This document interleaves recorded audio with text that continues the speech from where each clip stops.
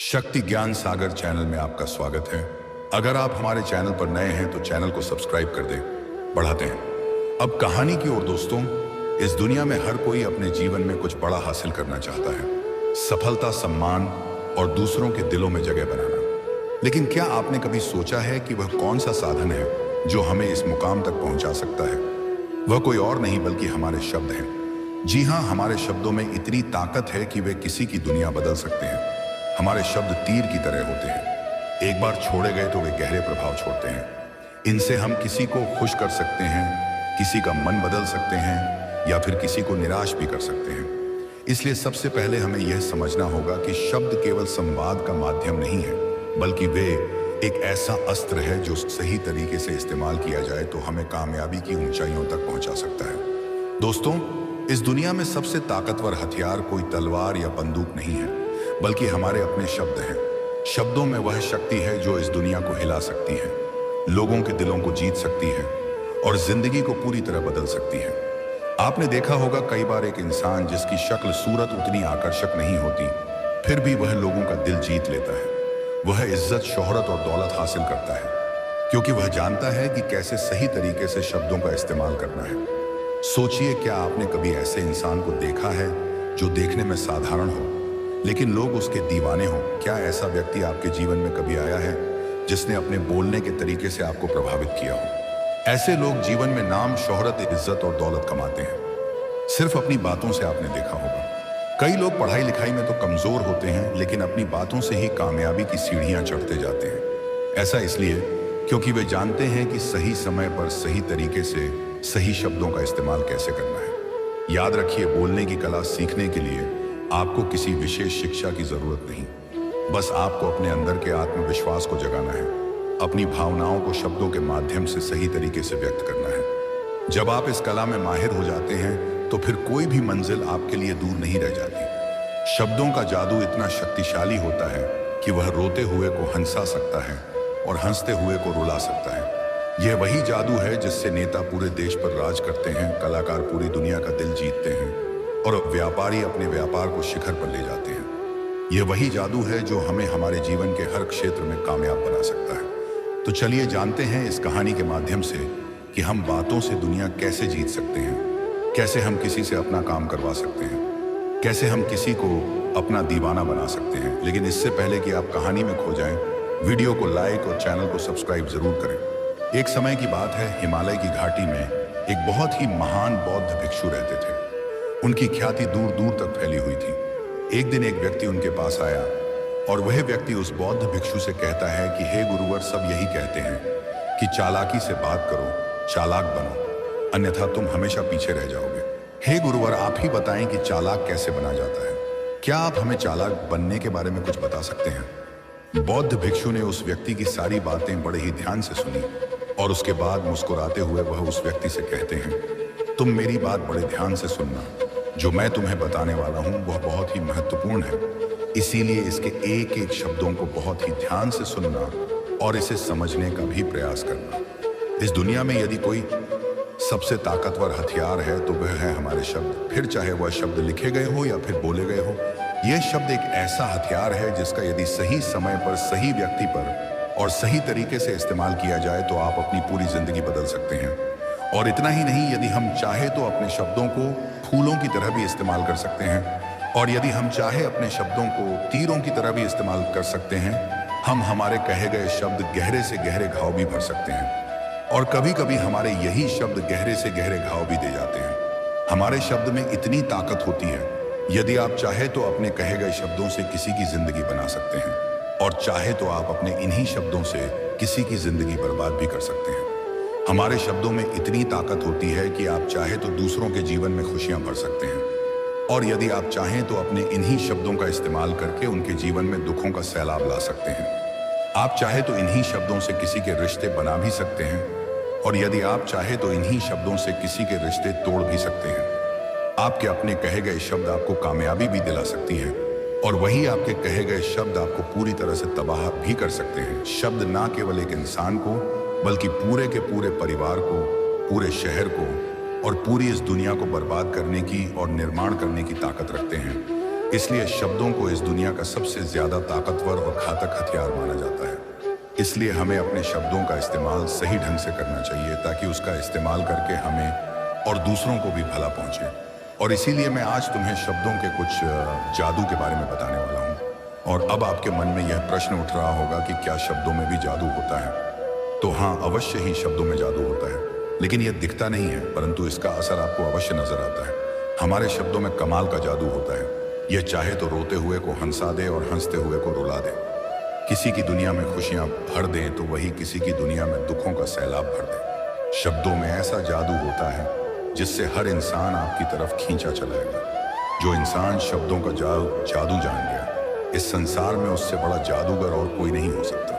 लोगों से बात करना, उनसे अपने कामों को मनवाना, यह एक कला है और यह कला आपको सीखनी चाहिए। इसके बाद आपको कुछ भी सीखने की कोई आवश्यकता नहीं पड़ेगी, बस आपको बोलने की कला आनी चाहिए। उसके बाद हर कामयाबी आपकी होगी। आप जिस इंसान को भी चाहेंगे वह आपकी तरफ आकर्षित होने लगेगा। और यह बोलने की कला सीखने के लिए आपको कोई धन खर्च करने की भी आवश्यकता नहीं है। आपने देखा होगा कि कई लोग बहुत ज्यादा पढ़ाई तो करते हैं, लेकिन उनके पास बोलने की कला नहीं होती, जिस वजह से वह अपने जीवन में कभी सफल नहीं हो पाते। लेकिन आपने वहीं पर कुछ ऐसे भी लोगों को देखा होगा जो पढ़ाई लिखाई में तो बहुत कमजोर रहते हैं, लेकिन बोलने की कला में वह माहिर होते हैं।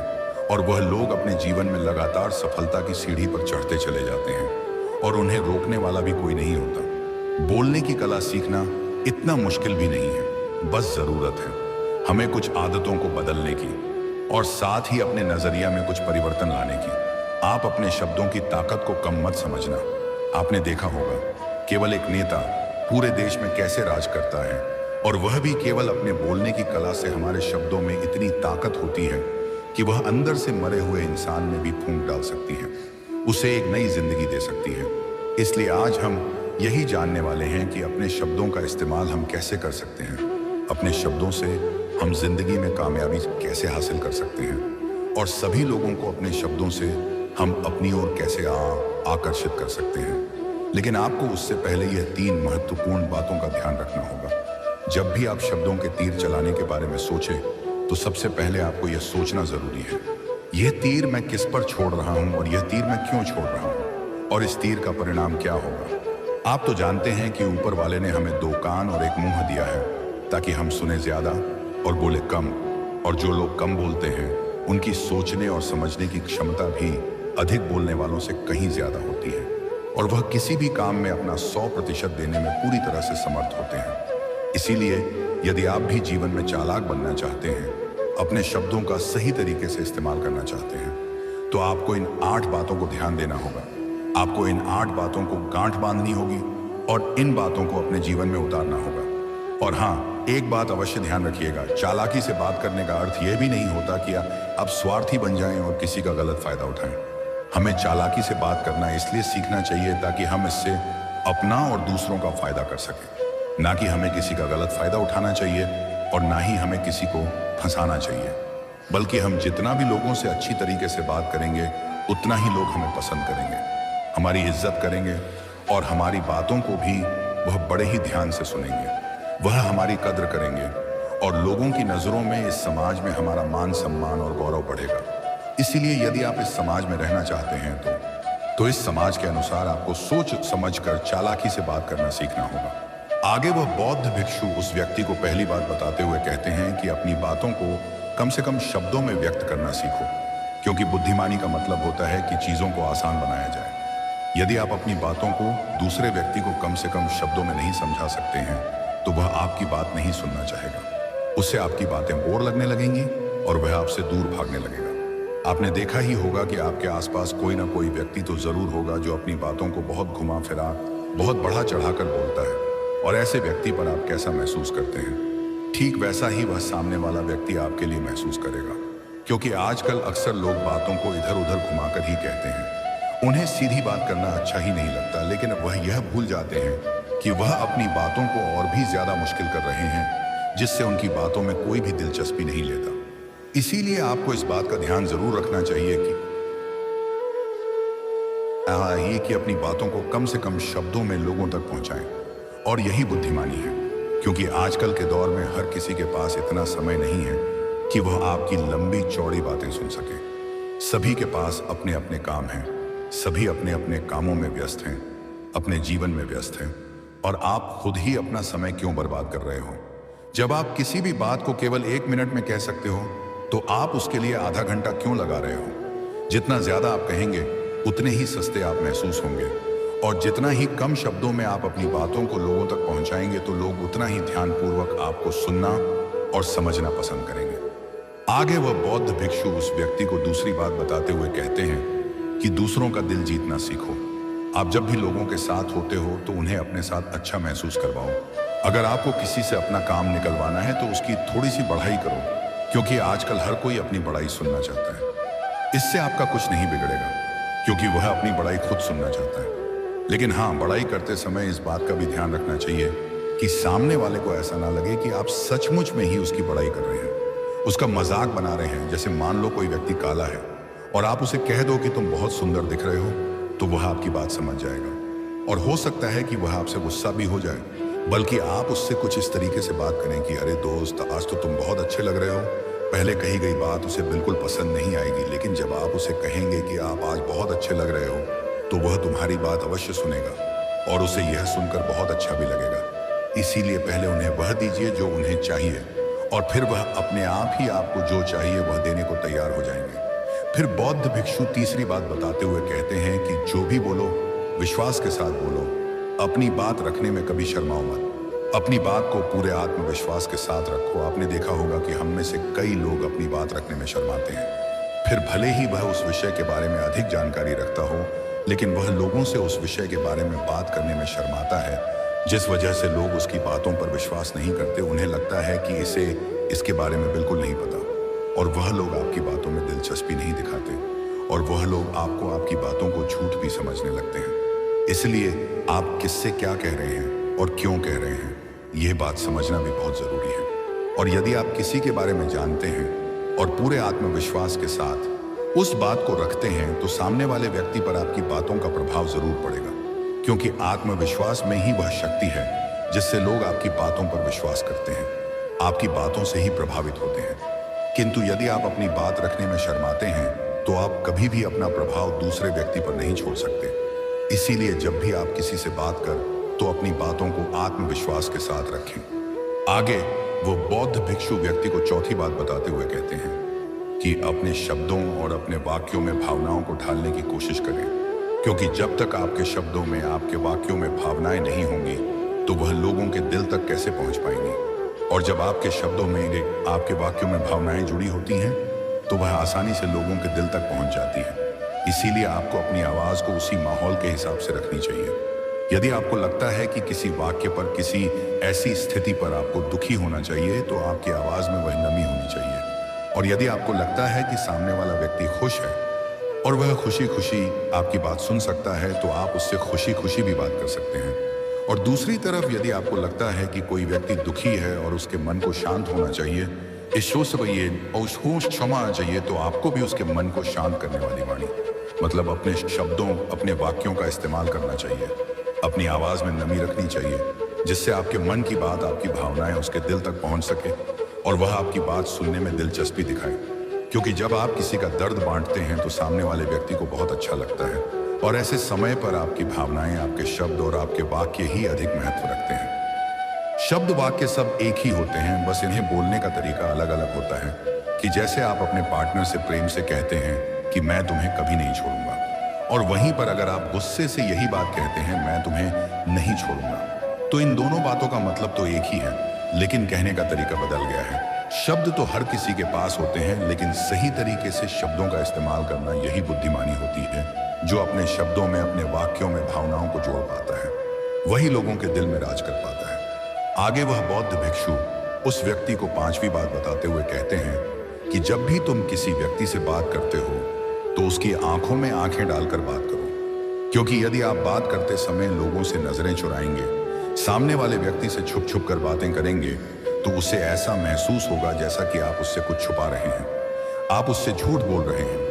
इसीलिए वह आपकी बातों में दिलचस्पी नहीं दिखाएगा और ना ही वह आपकी बातों पर विश्वास करेगा। और वहीं पर दूसरी तरफ, यदि आप पूरे आत्मविश्वास के साथ किसी दूसरे व्यक्ति की आंखों में आंखें डालकर यदि आप उससे झूठ भी कह देंगे तो भी वह आपकी बातों पर विश्वास कर लेगा और वह आपकी बातों में दिलचस्पी भी दिखाएगा। इसीलिए बात करो राजा की तरह और काम करो गुलाम की तरह नहीं। आगे वह बौद्ध भिक्षु उस व्यक्ति को छठी बात बताते हुए कहते हैं, कम बोलो और काम का बोलो, अर्थात अपने बोलने के तरीके सुधार ले। न तो बहुत धीरे बोलो और ना ही बहुत तेज अपने शब्दों का उच्चारण सही और स्पष्ट तरीके से करें। अगर आप बहुत जल्दी जल्दी बोलेंगे तो लोग कुछ भी समझ नहीं पाएंगे और अगर आप बहुत धीरे धीरे बोलेंगे तब भी लोग आपसे बोर हो जाएंगे और वह आपकी बातों में थोड़ी भी दिलचस्पी नहीं दिखाएंगे। यदि आप बहुत चिल्ला चिल्ला कर बोलेंगे तब भी लोगों को आपकी आवाज़ पसंद नहीं आएगी और यदि आप बहुत धीरे धीरे बोलेंगे तब तो लोगों तक आपकी आवाज़ ही नहीं पर पहुंचेगी और आपकी बातों का असर भी नहीं होगा। इसीलिए अपनी बातों को साफ और स्पष्ट रखें, अपने शब्दों को साफ और स्पष्ट रखें ताकि वह लोगों को अच्छी तरह से समझ में आ सके।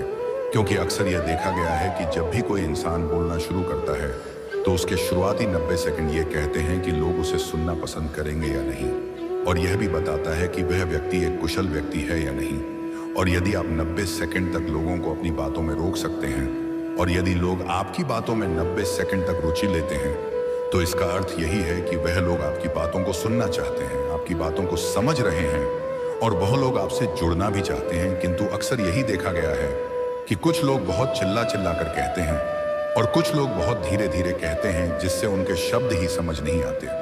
इसीलिए शब्दों को स्पष्ट रखिए।